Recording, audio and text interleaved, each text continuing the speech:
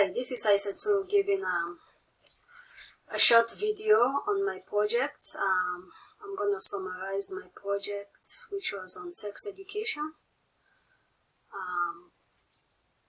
For the past 8 weeks, I've been doing this project on sex education. My project is on sex education, and my target audience is adolescents in middle and high school. I chose this topic for 3 reasons. One, studies have shown that there's a huge gap among the adolescents population, especially in minority neighborhoods, about relevant sex education. Most of the teens learn about sex from their peers or from some sites that glamorize sex without telling them about the consequences of unsafe sex practices. I was surprised to learn that the United States has one of the highest rates of teen pregnancies and sexually transmitted diseases than any other industrialized nation in the world. According to the Center for Disease Control, students who participate in well-designed and implemented sex education are more likely to delay in starting sexual intercourse. They use protection, less sexual partners, and have good academic performance in school. In addition to providing knowledge and skills for good sexual behavior, it also teaches them about risk of using illicit drugs like cocaine, heroin, ecstasy, and much more. Sex education in school has generated a lot of debate among public health officials, teachers, and parents.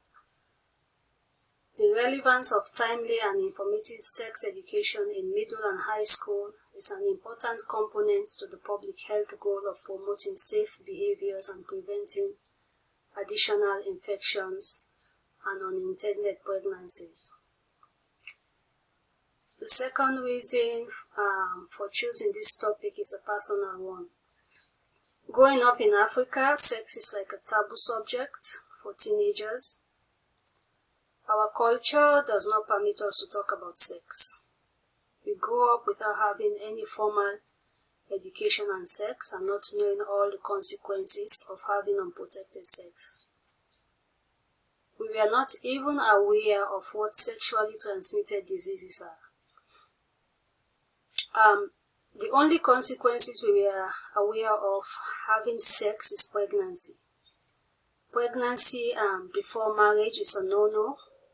So teens who got pregnant will try to have abortion, and some of them will die during the process because they went to some quack doctors because they don't want anybody to know about it. Some will end up dropping out from school, cast out or shunned by family members. No teen should experience that. Sex is a natural part of life, and it is our responsibility to teach teenagers about safe sex practices. My presentation was going to be done at the school in my community, but due to the pandemic, I was not given permission to do my presentation. Instead, I had to present to my 2 teenagers and 2 of their friends at my home. So I had a total of 4 audiences.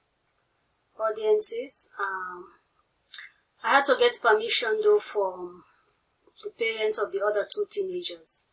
Initially, I was going to do the presentation through Zoom in anticipation of a bigger audience, but I ended up doing it at home with a poster board. The poster board provided the opportunity of visual learning as it displayed the main idea in bold and colorful pictures.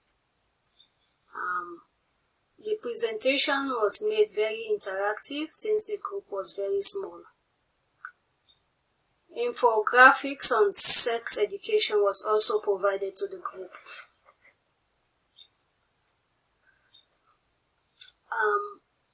Evaluation of my project.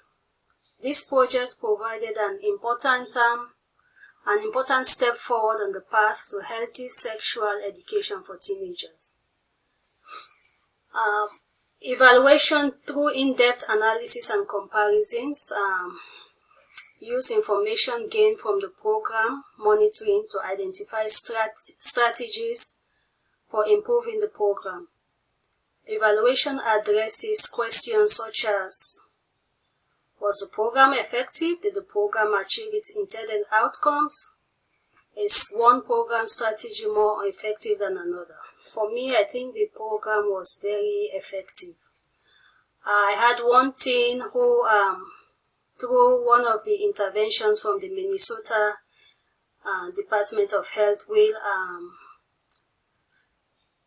through outreach, this teenager was contacting me, asking me for some help, and I think that was one of the effective parts of the program.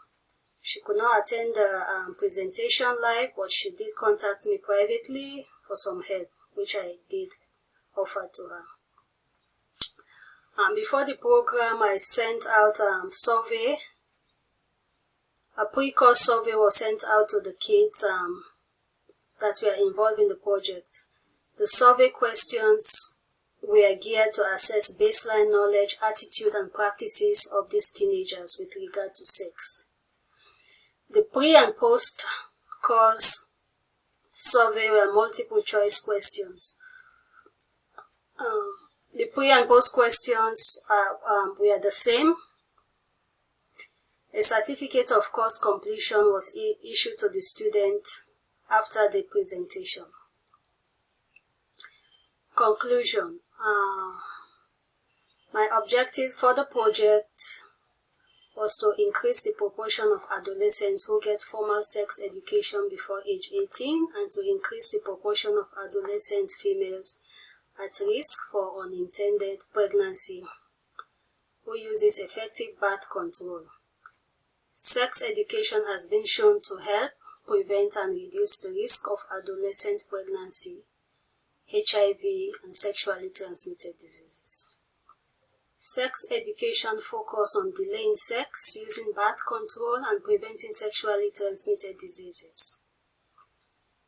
And preventing sexually transmitted diseases is linked to healthier sexual behaviors in adolescents.